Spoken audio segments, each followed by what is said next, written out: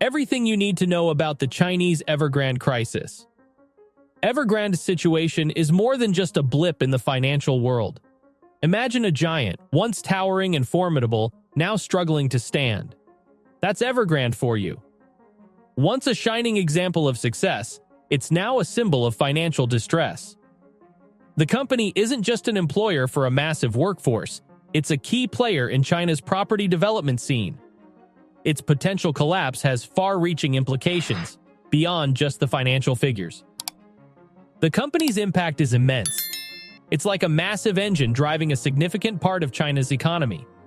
Think of the homes it builds, the dreams it represents for millions of people, and the vast network of smaller businesses that rely on its projects. Evergrande isn't just a company. It's a cornerstone of China's urban landscape. Its buildings dot city skylines, providing homes and commercial spaces.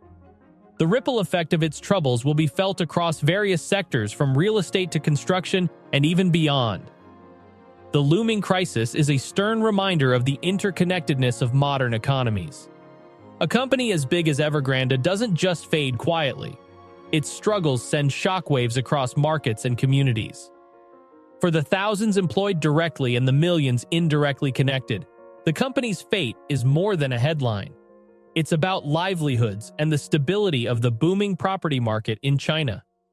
The Evergrande crisis hits home, quite literally, for millions. Imagine saving for years, maybe even your whole life, dreaming of owning a place only to have it snatched away. That's the grim reality for 1.5 million people who might never see their dream homes or investment properties come to life. In China, owning property isn't just a goal, it's a deeply rooted cultural aspiration, often seen as a symbol of stability and success. Families often pool their resources for years to afford a deposit, making real estate not just a financial investment, but an emotional one too. The impact of losing these investments is more than just financial ruin. It's shattering dreams and destabilizing the foundation of family legacies. This isn't just about houses not being built. It's about upending the lives of countless families who have pinned their hopes on Evergrande. The repercussions of this crisis will ripple out far and wide. It's not just about the individuals directly affected. It's about the broader economy too. Real estate is a major driver in China's economy, and if the sector takes a hit, the effects will be felt across various industries. From construction to finance, from material suppliers to local businesses relying on these new developments, the impact will be widespread. It's a reminder of how interconnected our dreams, investments, and economies really are. Despite this looming disaster, the Chinese government hasn't shown any intention to bail out Evergrande. Why? Well, it's a mix of politics and economics. First, you've got the politics. The Chinese government is known for maintaining a tight grip on its economy, but they're also big on promoting financial responsibility. By not bailing out Evergrande, they're sending a strong message to other companies. Hey, manage your finances better or you're on your own. It's like a strict parent telling their kid they won't cover their credit card debt. Tough love, basically. Then there's the economic side of things. The Chinese government is wary of setting a precedent. If they bail out Evergrande, it might encourage risky behavior in other companies, thinking they'll get a safety net too. This concept, known as moral hazard, could lead to more reckless financial decisions across the board. So while the government's stance might seem harsh, they're playing a long game. They're trying to balance maintaining economic stability with ensuring that companies like Evergrande don't think they can just rack up debt with no consequences.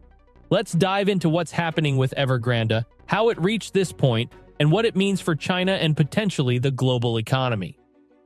Think of Evergrande as a giant in China's property world, much like Lehman Brothers was in America's banking sector. Both these giants were burdened with enormous debts and faced a government hesitant to bail them out. The comparison is striking, but Evergrande's story has its own unique edge. It's not just any company. It's a property developer in a country where real estate isn't just another investment.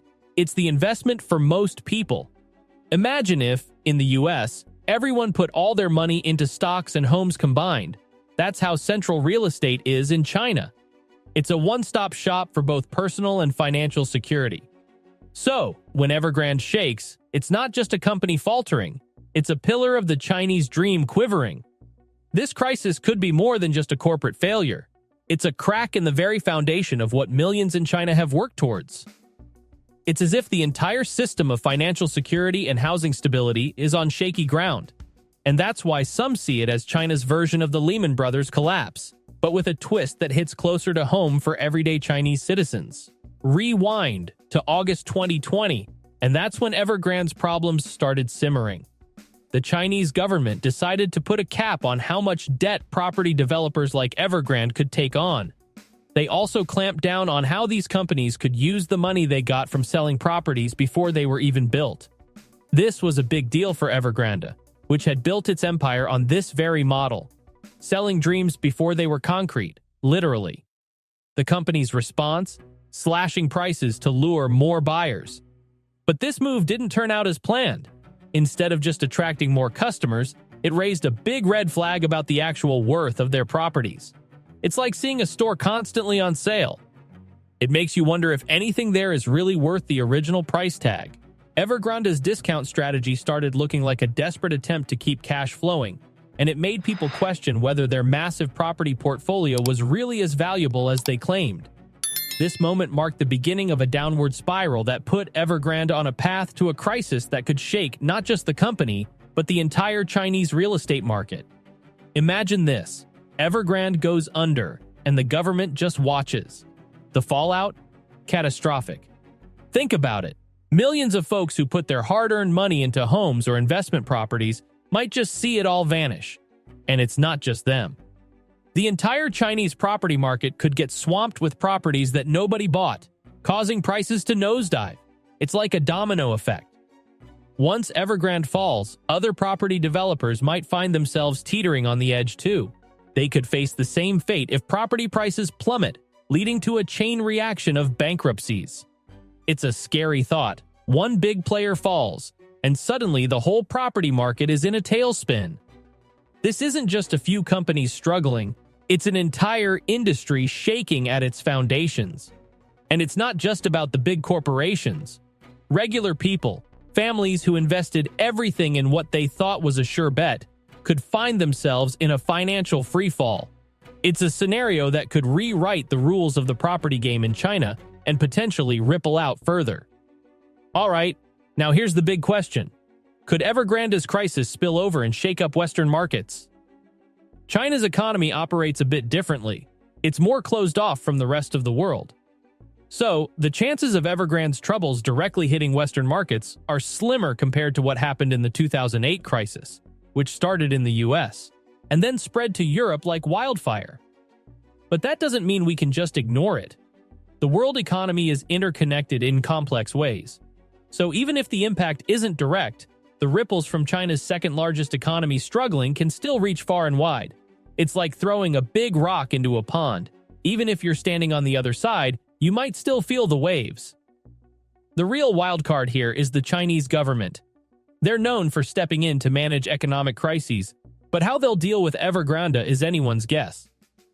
Will they let the company sink to send a message, or will they swoop in with a rescue plan to prevent a bigger economic disaster? Their decision could set the tone for how the crisis unfolds and whether it stays contained within China or starts affecting economies elsewhere. So, while we in the West might not feel the immediate shockwaves of Evergrande's potential collapse, it's still a situation worth keeping an eye on. It's like watching a storm brewing on the horizon. It might not hit you, but it's wise to be prepared just in case. Stay tuned for updates on this developing story. And remember, these videos are made possible by supporters like you, so consider helping out if you can by hitting the like and subscribe buttons and sharing this video with your friends as well.